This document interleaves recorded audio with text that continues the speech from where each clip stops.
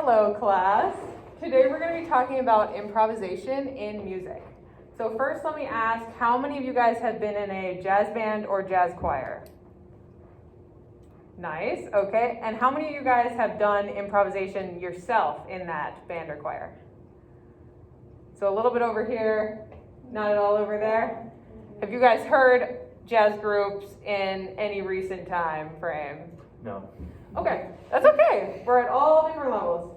So I'm going to start off by just playing a couple videos of some jazz improv solos so we can see what it kind of sounds like by professionals. So here's one on the drum set. I'm just going to play like 30 seconds of each.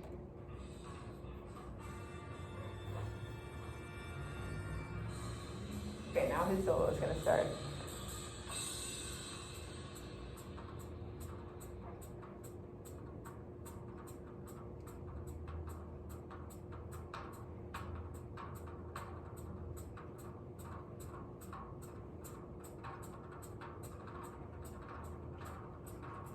Okay, so there's an example of a drum set solo. And I didn't mention before, but you guys probably know improv is when there's music, but there's not written out notes for you to play. There's just like the backing chords, and you get to decide what you want to play in the moment. Okay, so now we have a vocal jazz solo by famous jazz musician Ella Fitzgerald.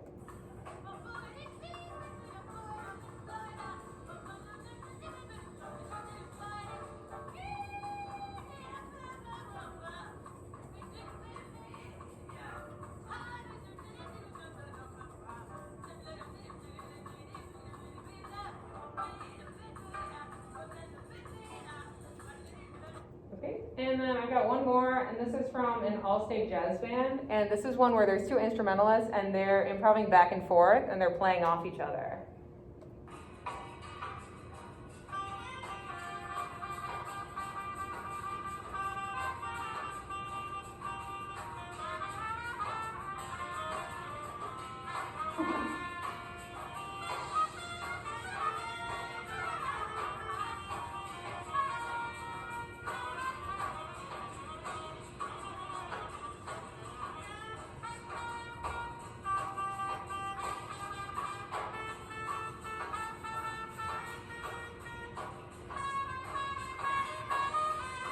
Okay, so in that one, you guys heard how one person played something and then the other person kind of echoed it back some of the time, and they were just making that up as they go. Was that Devin Byers and William Reynolds? Because they got the lick in there. No, it was Ohio State, actually. Okay, so now I've got a little PowerPoint on improv in music. Okay. Any initial thoughts on what you guys just heard? So it's like rap, but with instruments. Like freestyle rap? Yeah, that's a good way to look at it. Okay, so improvisation in music. I already asked about prior experience. Any other experience with... Is that recording? Yeah, it is. Okay. Any other experience with It looked improv? like it was. Has anyone done like improv comedy or anything like that? Has anyone seen an improv comedy show? Yeah, okay. So that's a connection there. And did you have something? Yes, and we're going to learn about pretty soon. Baroque music involves a certain level of improvisation. Yes, it does. And I have actually touched on that in my PowerPoint as well. Okay, so what is improv? As I sort of stated earlier, improv is the creative activity of immediate or in the moment musical composition, which combines performance and communication of emotions and instrumental techniques, as well as spontaneous response to other musicians, as we heard in the last video. Another way of thinking about it is performance without planning or preparation. So in the moment performance. Throughout history. Okay, so back in medieval times, improv, so that was a lot of jazz improv, but they actually did have improv back in medieval times, like a century ago. What they had then is they'd have a cantus firmus, which is like basically a pre-written melody, one melody, one line, no harmonies underneath, and then someone would improvise the counterpoint underneath that. And counterpoint just means note against note. So you have the melody and then you have another note underneath, someone else is singing it, and they would improvise that counter melody or counterpoint. Moving on to the Renaissance, this is where there'd be improvised melodies over ostinato chord patterns. Ostinato, has anyone heard of ostinato? Okay, so for the rest of you guys, I'm going to explain ostinato is basically just a repeated pattern. So for example, it could be like chords repeated, or it could be a melody repeated, or a rhythm repeated. So like if you think of Carol of the Bells, hark how the bells, sweet silver bells, it's that melody repeated over and over, and then there's other things going on around it, but that's the ostinato melody. So that's what they did in the Renaissance. And then moving on to Baroque, they added a lot of ornaments to existing melodies. So they'd have a very basic melody, and they'd add little turns or mordents on top of that, and that was the improvised part of that wasn't written down. Okay, so today, the most common place we see improv today is in jazz, in both instrumental and vocal.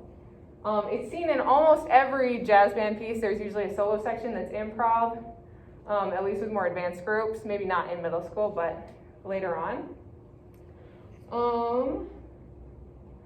And you also see it in vocal jazz, not as much, but in some pieces, usually like 1 out of 3 pieces that a jazz choir is doing will have an improv solo in it. Yep. So how to improvise. So in jazz, the soloist usually, there will be chords underneath, right? So the soloist is going to pick notes from the chords in each bar to play, and they're going to make their own melody from that. On top of that, they can add the notes in between the chords, so they can do passing tones. So if you have the 3 notes in a chord, and there's 2 notes in between that aren't being played in the background, but they may travel through those notes in their melody to make it more interesting than just the chords that are already being played. They can also add extensions. So basically you've got the root, the 3rd, and the 5th. They may add the 7th of the chord, the 9th, 11th, 13th on top to make it kind of spicy and jazzy. You can also make like your own voice leading, which means you might go like right underneath the chord and lead into it, which is going to make it clash, but as long as, basically in jazz, as long as you're confident with what you're playing and it's intentional, it's going to sound good to the audience. How you can practice improv alone, because if you're going to practice with your band, you don't want to take all of their time to just practice your own improving solo. So how you can practice this at home is if you work on your scales, your blues scale. A lot of jazz musicians will use the blues scale throughout their improvised melodies, so it's good to have that scale in your back pocket and pull it out in any key. You can also put on a backing track that just repeats itself and repeats the chords, and then improvise on top of that. You can also have just play one tone, one note in the background, and then improv around that one note, which basically would simulate just doing one measure of a jazz solo. So you get really comfortable in like that chord structure if you just play one note. You can also do, like in the jazz band with the 2 instruments, you could do a call and response game with your friends. So you improvise something and they improvise back, and just see where it goes. Another good thing is to practice doing it with your voice instead of immediately on your instrument. Because when you're on your instrument, you basically want to know what it's going to sound like before you play the notes, just so you know that it'll sound good. So a good way to do that is with your voice, because most people can tell how their voice is going to sound before it actually comes out. So now it's your turn. We're going to play a game, an improv game. So if I could have us get in a circle. And make sure you have a desk. We are going to be beating rhythm patterns on our desk. I'm going to pull this one up to the front. So are we all feeling comfortable with each other? This is an open space. Whatever happens here is going to be okay. It's just the 5 of us. So what I want to happen is we're going to try rhythmic improv. So that's basically just like the drums one, except you only are going to have one drum to beat on, not a whole drum set. So it's not as intimidating, hopefully. So does anyone remember what ostinato means? Can anyone tell me? Besides Joanna, I know you know what it means. Is that just the repeating? Yes. Okay, so as you were just doing, we're actually going to repeat that, and then someone's going to improv drum on top of it. So all together, I want us to be rest. 1, 2, 3, rest. 1, 2, 3, rest. 1, 2, 3. And what's going to happen is I'm going to start with improv, and then when I'm done, I'm going to come back to this repeated pattern and pass it off to Colton. And Colton's done with his improv, he's gonna pass it off to Mason. Take as much time as you want with your improv. Let's just try and have fun and do some experimenting. I'm gonna begin in 1 measure.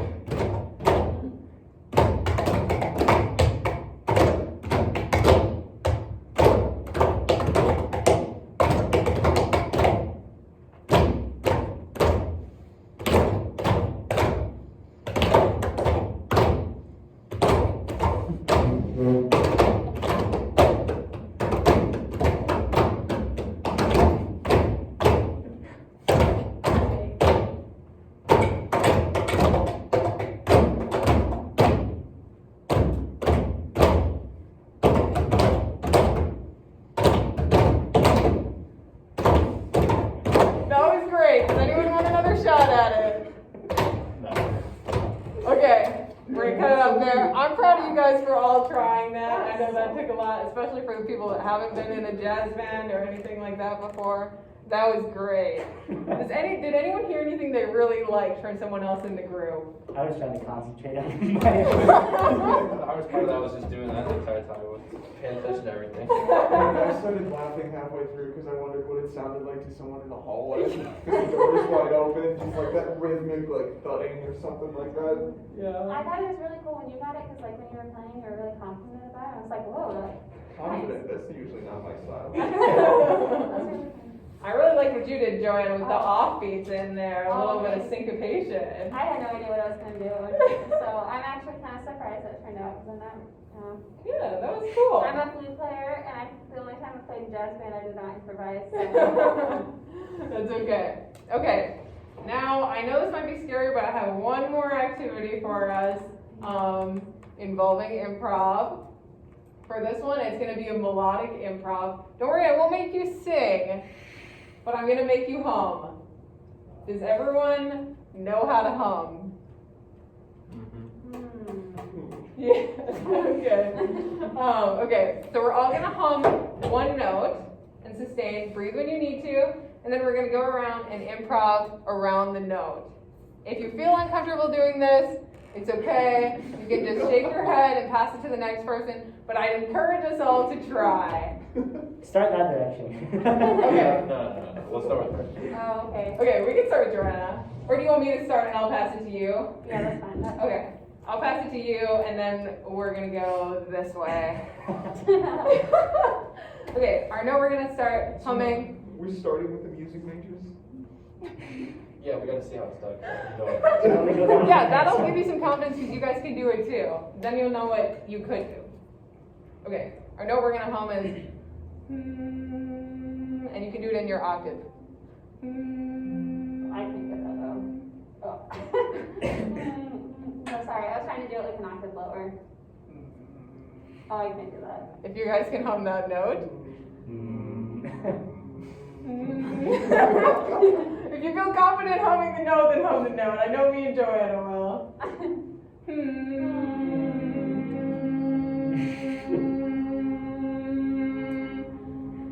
Okay, everyone keep humming, and I'm going to start.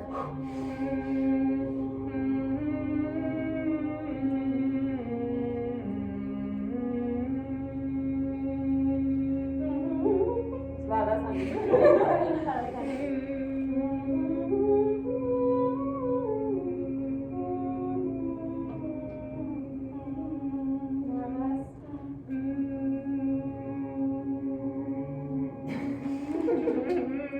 I tried to go up and that didn't work. I don't know how to hum like different pitches.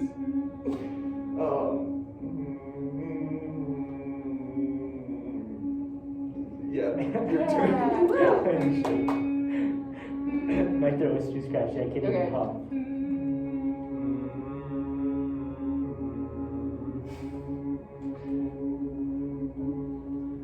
Wow. That was great. Okay. Yeah. Great job. Yeah, you guys did something there. It's okay. That's the first try. You know, in a room of people you don't even know. That was great. I get like Skyrim music vibes. Yeah, dude, that's what I thought before a little bit. Or it's kind of like bagpipes too. Yeah. You only got the, yeah. So that was cool. I'm proud of you guys for all trying. That was great. A little more practice, we could get there. We could be our own little group. All right, so that's gonna wrap up class for us today. That was a good time.